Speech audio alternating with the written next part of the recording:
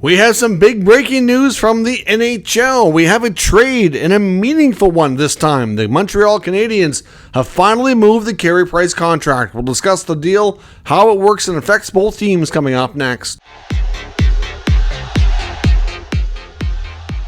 So welcome back to another video here at Top Shelf Hockey. As I mentioned, we have some pretty significant breaking news. We have a very meaningful and important trade that just went down here in the NHL. We have the Montreal Canadiens and the San Jose Sharks hooking up on a trade, sending the Carey Price contract to the Sharks. Of course, Carey Price is a long time, very good goaltender. Had a terrific career, big name in the game. The fact is he hasn't played for a few years, so it's not even the name power behind the trade that makes this significant. It's what it's going to do for Montreal, and to be honest, for San Jose as well. So Carey Price is traded to the San Jose Sharks for the final year of his contract, along with a 2026 fifth-round pick. So that's a small price to pay as a sweetener for defensive prospect Gannon Larocque. So again, we had discussed before, for San Jose to make this trade, Montreal was going to have to be willing to take a contract back because the Sharks were already at a maximum, because there's 50 contracts max you can have on the books. They were at 49. The belief is they want to sign their top prospect and first round pick from the 25 draft, Michael Misa. They were holding off on that to try to get some other business done first. And of course, taking on the Price contract would put them at 50 if they didn't trade another contract off the books. So Carey Price goes to San Jose with a fifth rounder for a defensive prospect, going back the other way. So now the effect of all this, you look at the Carey Price cap hit, over $10 million, but from San Jose, this is going to be very little money out of pocket, and it's going to have a positive effect on their cap situation, taking on his contract, as weird as that might sound. But for San Jose's perspective, they right now have a lot of cap availability. So essentially, they're kind of weaponizing their space to get a little bit of a extra asset here. At the same time, it's not even so much about the asset as it is, because that fifth round pick is not really worth much. Plus, they gave up a contract, so you could probably even say that it's kind of a wash in that sense. But this will keep them well above the cap floor, because they're not a lot above the cap floor. We have a cap floor and a cap ceiling, and you got to be somewhere in between there, right?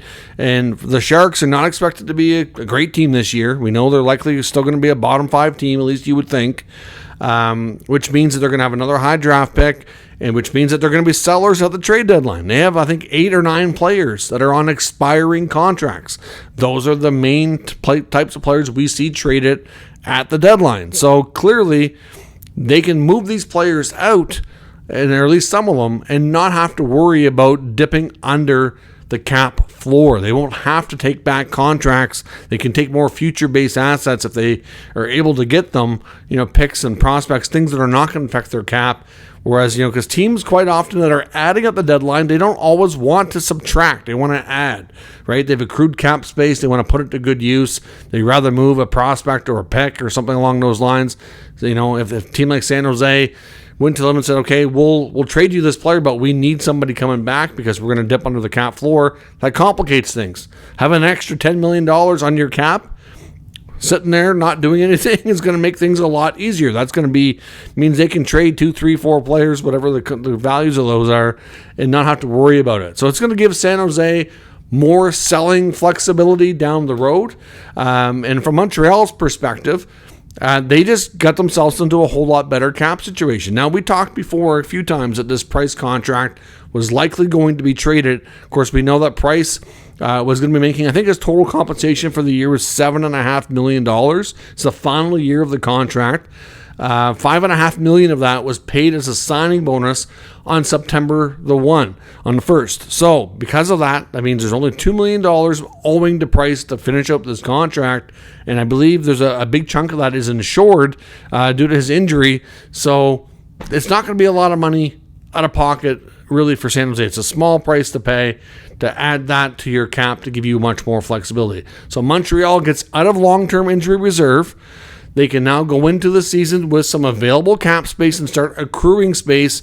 So if they want to make other trades, other additions, it's going to be a heck of a lot easier. I had people argue with me in some of the other price videos that we talked about this, saying they were not going to do it. They didn't need to do it. And you know what? They didn't absolutely need to, but it was by far the smart thing to do. Small price to pay to gain a lot of flexibility here, and just made too much sense for them to do it.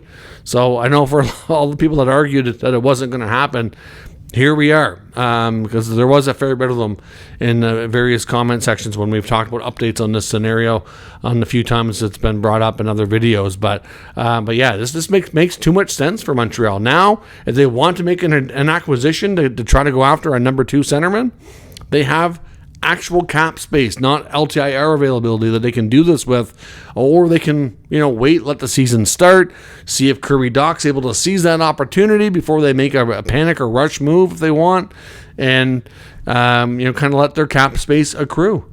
And be in a much better spot. They'll be able to have more options for recalls and stuff throughout the year.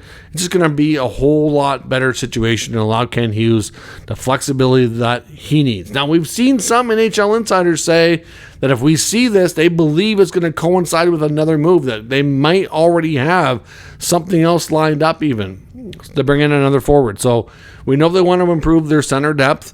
That would probably be the main thing I would expect them to maybe do if they do make a trade right away. So time will tell. We'll see. But for right now, Carey Price will technically finish out his time as a San Jose Shark. A 5th-round pick goes to the Sharks. A defensive prospect named Gannon Larocque goes to Montreal.